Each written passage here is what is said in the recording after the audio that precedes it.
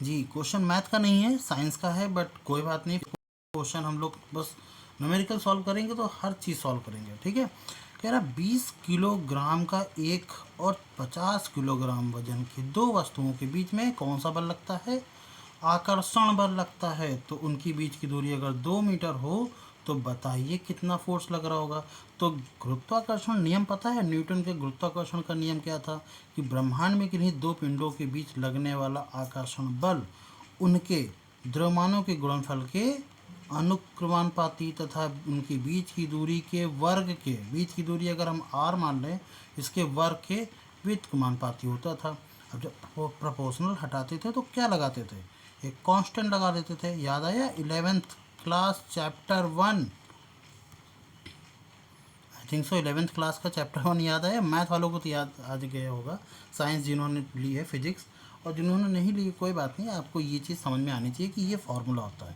क्या फार्मूला होता है? फिर से मैं लिख देता हूँ बहुत क्लियर कि अगर दो पार्टिकल्स हैं, उनके बीच में अगर कोई फोर्स लग रहा है, उनके बीच में कोई भी फोर्स लग रहा है, इनकी बीच की दूरी r है, ये पार्टिकल का मास m1 है, इसका m2 है,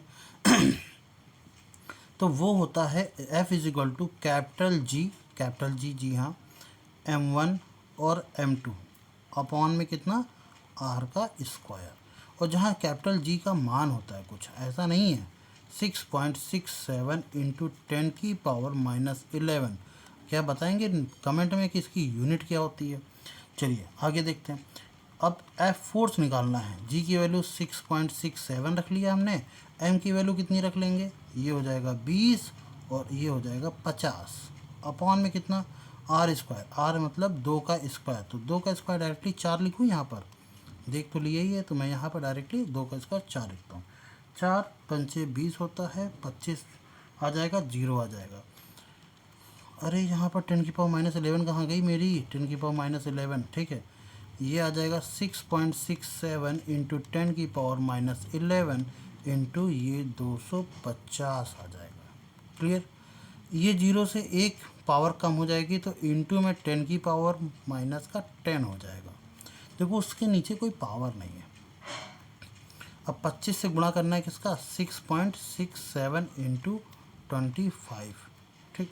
और अपॉन में 4 भी नहीं, अपॉन में 4 नहीं है, तो इसको गुणा करने का सबसे अच्छा तरीका क्या हो सकता है? कुछ हो सकता है? मैंने फालतू काट दिया यार, 100 बना लेता, 1000 बना लेता, ज़्यादा सही था।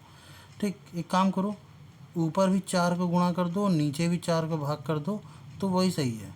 25 चौको 100 हो जाएगा, 100 से ये पॉइंट हट जाएंगे तो यहाँ पर आ जाएगा। इसका मतलब है 667 अपॉन में कितना, 4, ये आ जाएगा। अब आपको पता है कि अगर हम 4 बार, अगर ये 600 भी होता तो 3 अंकों के बाद दशमलव लग जाता, 3 अंकों के बाद सिर्फ दशमलव यहीं पर है और कहीं नहीं है। आप डिवाइड करके देख लेना, इसको डिवाइड करके सॉल्व करना, किसको, 667 अपॉन में 4 इंटू 10⁻10 सॉल्व होकर के आपका यही आंसर आ जाएगा, ठीक है।